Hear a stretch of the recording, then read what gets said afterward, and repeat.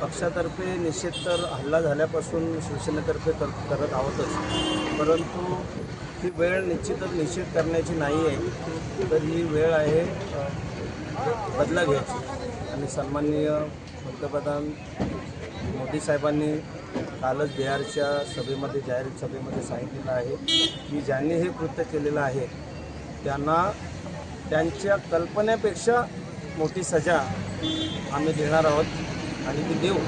जगाच्या कानाकोपऱ्यात हे कुठेही अतिरेकी लपलेले असले तरी त्यांना शोधून त्यांचा कायमचा बंदोबस्त केला जाईल, एवढा दृढ निश्चय भारत सरकारने केलेला आहे आणि त्याला महाराष्ट्र सरकारची पूर्णपणे पाठिंबा आहे। या महाराष्ट्र सरकारचे उपमुख्यमंत्री, पक्षाचे प्रमुख नेते, शिवसेनेचे सन्माननीय एकनाथजी शिंदे साहेब हे लगेच काश्मीरसाठी रवाना झाले दुसऱ्या दिवशी आणि जे काय पर्यटक तिकडे अटकलेले होते त्यांना सर्व पर्यटकांची सुखरूप सुटका करून त्यांना आपापल्या गावी परत आणलेलं आहे।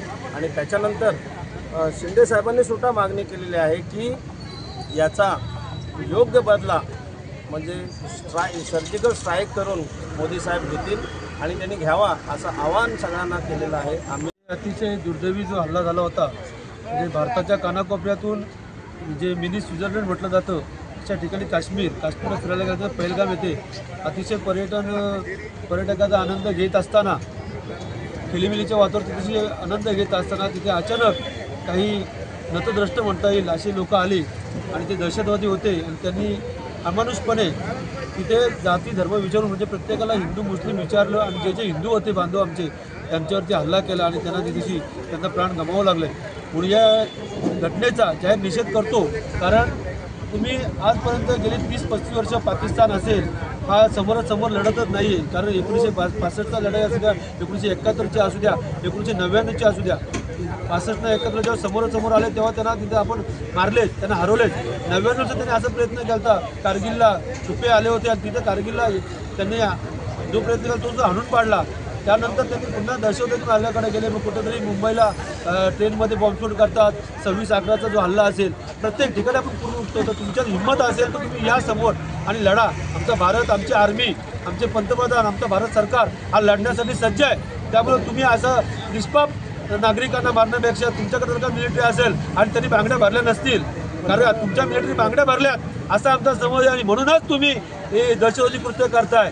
तुम्ही या समोर लढा आणि जिंकून दाखवा भारताला, नसेल तर गप्प राहा, निष्पाप आमच्या नागरिकांना तुम्ही मारण्याचा प्रयत्न करू नका।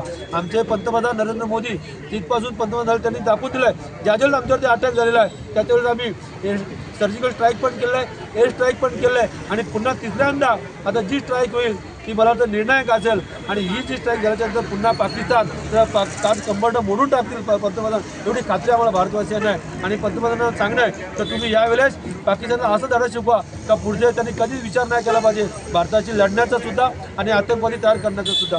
आज करंजवाडीतर्फे आम्ही उरण विधानसभा मतदारसंघाच्या शिवसेनेतर्फे आम्ही करंजवाडी शहरामध्ये निषेधाचा कार्यक्रम ठेवला होता आणि संपूर्ण करंजवाडी शहरसुद्धा करंजवाडी ग्रामपंचायती बंद ठेवलेला आहे। संपूर्ण नागरिकांनी त्याला साथ दिली, प्रत्येक व्यापाऱ्यांनी साथ दिले, कारण हा जो हल्ला होता तो फक्त नागरिकांवरती नव्हता, तर हा हल्ला भारतावरती होता आणि भारतावरती जेव्हा हल्ला होईल तेव्हा सर्व पक्ष बाजूला ठेवून एकत्र येऊन पंतप्रधानांच्या पाठीशी उभे राहतील आणि पंतप्रधानांची भूमिका घेतील। त्यांनी पाकिस्तानला धडा शिकवा ही सर्व भारतीयांची मागणी आणि पंतप्रधान ते पार पाडतील अशी सगळ्यांनी अपेक्षा।